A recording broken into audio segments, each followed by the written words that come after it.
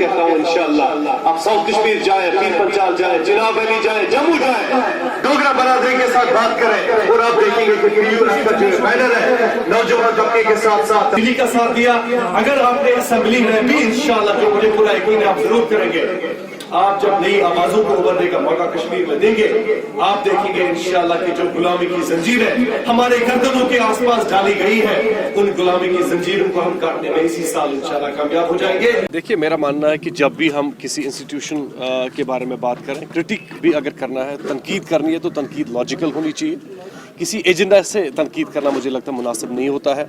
हर किसी को हक बनता है कि वो फॉरेन में अपने बच्चों को पढ़ाएं।